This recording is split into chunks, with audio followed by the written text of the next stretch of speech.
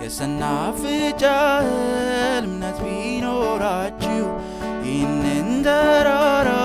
ባንቀሳቀሳችሁ ኑሮዬ ምን ያህል እምነት እንደሌለው ታውቃለህ ጌታ ሆይ ድክመቴ ብዙ ነው ኑሮዬ በእጅ ላይ ነው አጽናኝ እልሃለሁ በሰው ፊት ስቆም ሙሉ ሰው ብመስል እምነቱ የጸና አንተን የሚያከብር ታውቀኛለህ ጌታ